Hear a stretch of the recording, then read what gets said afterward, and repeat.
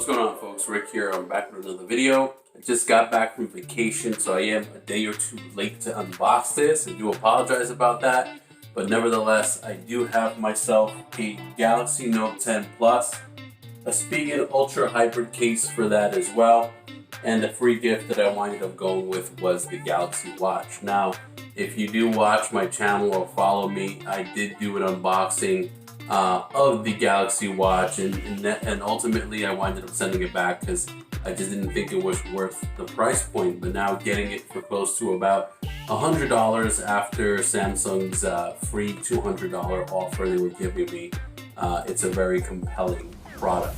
So I'll be reviewing all three of these separately, but without further ado, let's get into that unboxing. Alright folks, now getting into the unboxing, I purchased the 256 gig variant with 12 gigs of RAM directly from Samsung. This is the unlocked version. I usually go with T-Mobile variants because I'm a T-Mobile customer, but I've been having a lot of issues with them in the past few months, so I decided to go fully unlocked so I don't have to deal with T-Mobile whatsoever when it comes to my device. So before we get into the unboxing, again, 256 gigabytes, 12 gigs of RAM. That's a lot of storage for their base model their base model Note 10 Plus, but it's still $1,100. But I'm gonna give you a couple of tips real quick on how to save money before I unbox it. So all in all, I wind up spending about $600 on this phone. So basically what I do is when Samsung offers their trade-ins, when they have a new line coming out, they usually double their trade-in value if you pre-order compared to what a lot of devices are going for. So last year they offered trade-ins for LG and various different phones, but this year it was only Samsung, Apple, and Pixel, I believe. So I basically went on Swappa, tried to find out which device was the cheapest one that I could pick up for trade-in so I could extend that value. And the cheapest phone that I found was the Pixel 3. I was able to get it for $300 on Swappa and then getting $600 for trade-in for this. So saving myself $300 off the bat. In addition to that, I winded up going through Ebates, which also gave you 3%. So that was another $55. So right there, I'm at $355 off the retail value of the device. And in addition to that, some people may have corporate discounts. I do have a corporate discount with Samsung, so it saved me about another $75. So all in all, I was about $425 in savings. And if you really want to go that extra mile, if you use like a cashback credit card with 1 to 2% cashback, which I did use to go ahead and make that full purchase here, you're winding up saving yourself, an additional 30 or 40 bucks. And again, does it seem like a lot to go through just to save some money? Yeah, if it was like 10, 15, 20 bucks, I probably wouldn't bother. But being that I'm getting almost $400 plus off the retail value of this, and the one reason why I like going through Samsung directly, because unlike T-Mobile or other carriers, they don't give you bill credit to lock you into them for 2 years, and if you wind up deciding to sell your device after a year, you have to pay the full value of the phone off pre that discount that they're giving you. Samsung just takes it off the price of the device. So as soon as they say they're giving you $300, you're getting $300 off the phone. It's not bill credit through their financing. They just take it flat out off the phone. And that's something that I really like about Samsung. So enough about that. Again, this is the first time I'm going to be looking at the device along with you guys. So let's cut this open. On the back of the box, there's not much on it. It kind of says, sorry, my lighting is not really good in this room. It says unlocked by Samsung Galaxy Note 10. What does it contain? It contains the Note 10 Plus, obviously, an S Pen wall charger, USB connector, stereo headset, and a quick start guide, and a SIM ejection tool. All right, so without further ado, let's open it up. All right, so over here in the top portion of the box, you have your typical books and things. With your SIM ejection tool, there is no case. You know, some manufacturers give you a case. It's all just quick start guides and crap that we'll probably never look at. All right, let's zoom in a little bit more. All right, guys, so I purchased the Aura Glow variant, which I found to be the most attractive variant. So this is my first time looking at it. A lot of people say, for the most part, it's silver or a mirror type finish. And at different lighting conditions, it reflects light. As you can see, these different hues and greens and reds and blues and purples, which I find it to be really cool. Let's set the device to the side for 1 second, see what else we have in here. All right. So we have a upgraded wall charger now. Now this wall charger is 25 watt compared to Samsung's older 15 watt chargers, which have been prehistoric compared to a lot of other manufacturers. They've been having warp charge, just like OnePlus, and fast charging a lot faster than Samsung for quite a few years. The difference here is you have a USB-C connector as opposed to the old school, I believe it's USB-A connector, or that fatter plug that you would stick in. So now you do have to change out some of your cords. I do think they include an adapter in here, so to kind of get you over the hump. But I did purchase myself on Amazon some USB-C to USB-C connectors just because of this reason alone.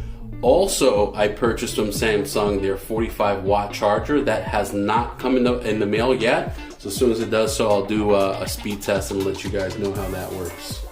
Let's see what else we have in here. All right, so here's that, like I said, that connector. This is the old school USB connector, or USB-A, I believe, to USB-C. So you can actually use that in some of your older chargers if need be. Seems like there's more in the box. I don't want to just manhandle this, so let's see if there's something else in there. I feel something else. All right, I'm gonna have to rip it because. All right, so let's see. All right, so here are your S Pen tips. So you have some different S Pen tips and a tool to remove your S Pen.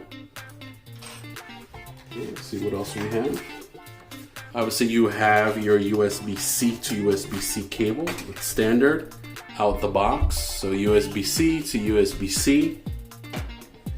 In addition to that, you do have your AKG headphones, but now, as opposed to a 3.5 millimeter headphone plug, it is a USB-C plug on it. So you could still be wired, but you have to be wired via USB-C. And for the most part, they do look similar to Samsung standard issued USB-C headphones that come with most of the devices nowadays, or the Galaxy line of devices. And then you have some additional buds. I thought there was supposed to be another plug, but I guess there's not. So you just have that one plug. All right, so that was the box content. So let's take a look at the device itself. I'm gonna power it on. Oh, let's do a hardware tour first. So on the bottom, you no longer have a 3.5 millimeter headphone jack. You just have a microphone, USB-C cutout, speaker cutout, and then you have your S Pen here to the side. Let's pull it out of the silo. Let's zoom out a little bit so we get a better shot of that. Pull it out of the silo. If you're purchasing the Aura Glow, you will have a blue one. I believe the white one does have a white S Pen and a black one.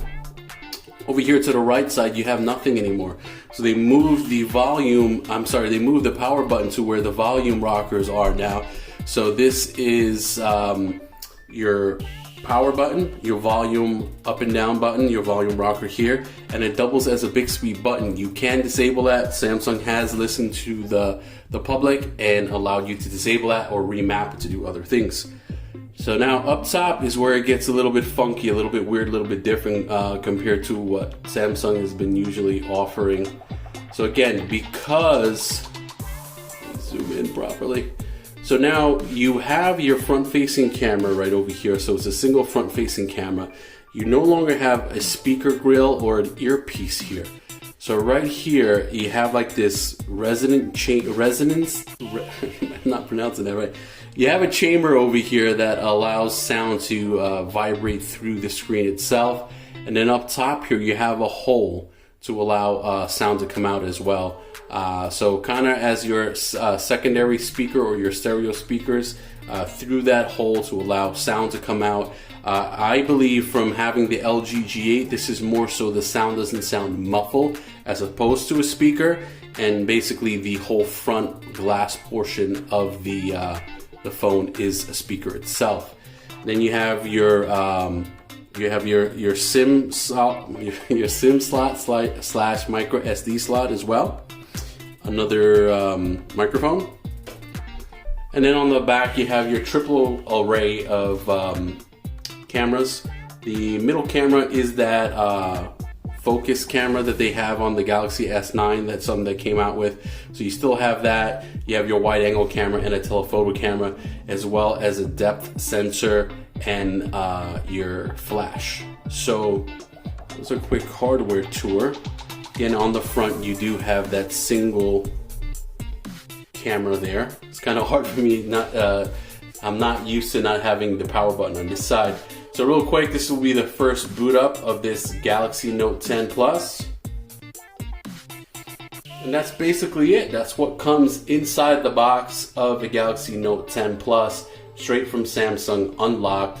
Again, if you guys have any questions, leave in the comment section. I will be doing a full review on this device, my thoughts and impressions of the device overall, omitting some of the things that I do love, like the headphone jack. I'm not necessarily a huge fan of not having that speaker grill or that earpiece, because on the LG G8, that whole resonant chamber for using the front of the screen as a speaker, I really didn't like it. It sounds very muffled. So I do have to test that out, and hopefully it's not the same issue here. But again, if you have any questions, leave it in the comment section below. This is Rick, and I'll see you guys in the next one. Ciao.